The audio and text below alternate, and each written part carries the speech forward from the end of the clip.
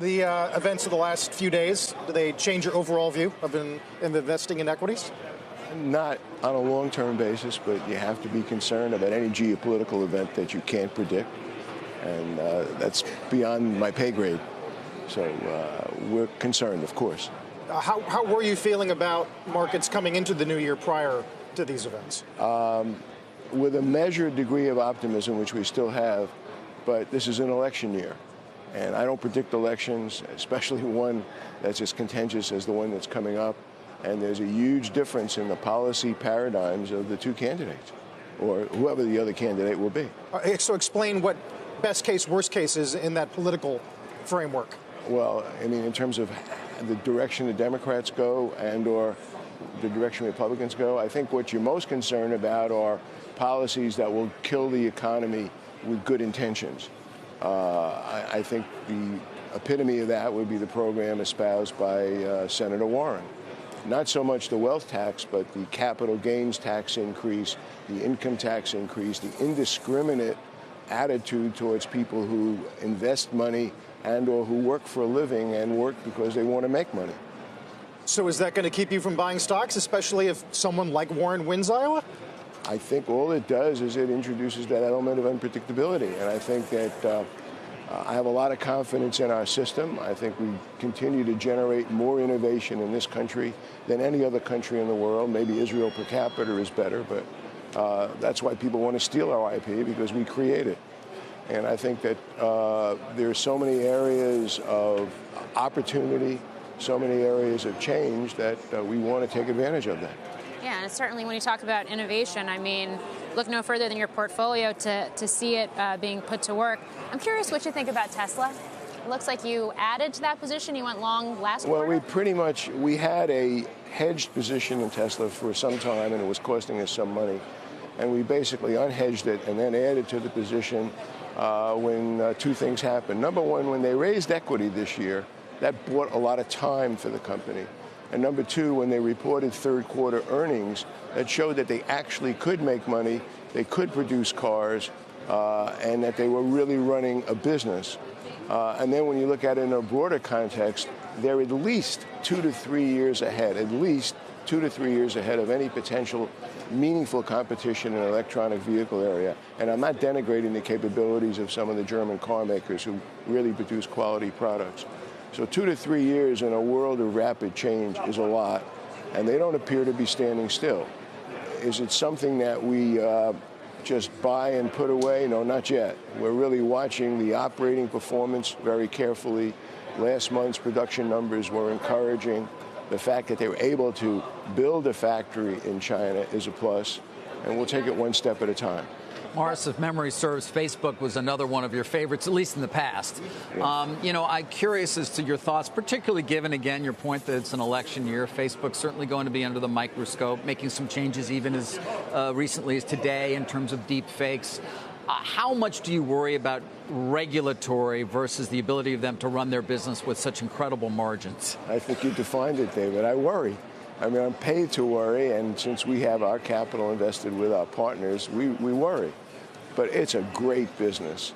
And it does appear, and I'm not trying to sound facetious, like Mark Zuckerberg's finally growing up, that he realizes he just can't do things the way he wants, that he is running a media business with a very, very strong technology base, and it's just a great series of businesses. You know, I just look at the way people use Instagram, the opportunities that it has. It's not so much the digital payment initiative as the fact that the company can become an important source of digital payments in a broader sense, in the same way that Alibaba and WeChat, Tencent do in China. And I think they get it. So there's just a tremendous opportunity, a growing audience, growing usage, and people want the product. And it's free.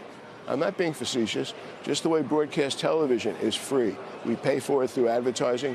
We pay for Facebook the same way. So it doesn't sound like you're worried about either regulatory risk or that in some way consumers are repulsed by the way their data is being used. Okay, let's take the second one first. As a practical matter, I talk to people. I talk to people in my family. I talk to people just day to day. And everybody knows that nothing is private anymore, okay? And people use that carefully. So I think, of course, you want your privacy protected. I think that standards have to be and will be enacted. I think GDPR in Europe is a good example of the direction that will go. But within that context, these services are very useful. With regard to regulatory action, you always worry about what actions can be taken. But I think that as media businesses, they have the right to free speech, okay? They have the responsibility, not only the right, the responsibility to communicate everybody's views effectively. So I think that provides a measure of protection. All these companies, and this is not just Facebook, but the major companies, also have one other thing going for them. They're national assets. They are innovators, they're idea generators, and they are more than just service generators. So I think ultimately, barring a real extremist, that whatever regulatory framework is developed will not inhibit the ability of these businesses to economically be productive. I got to get your thoughts on 10 years ago, I was reading this morning an interview with you where you were talking about the advent of internet TV. Certainly you've come on CNBC in the last year, talked about names like Disney. As we see more of these streaming services start to launch, what do you think the next chapter looks like? I think there's going to be tons of it. Streaming is the future. The only impediment to even faster adoption of streaming is the NFL, because broadcast television essentially has the right locally to produce NFL programs, and that's the only thing where ratings are going up. But I think the direction is clear, and I think that you can have two general comments. Anybody today can stream just about anything, and that opportunity is going to grow. But everybody can't consume everything, you know?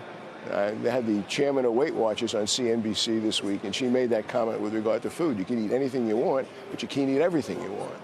And I think that's the thing of streaming. So as you look at it, I'm reminded of one other line, which was Sumner Redstone's line when he was very active. Content is king. And that's what we have to watch, okay? And we're very, from an investment point of view, positive on Disney's strategy. We think the Maldorian's given them a big kick up in terms of Disney Plus. Baby Yoda's no baby. And we like the direction they're going. They have the balance sheet to do it, and they have the management with the attitude to do exactly what Amazon did when Netflix came into operation. Amazon killed their DVD business because they knew that the future was, streaming. And I like what Disney's doing.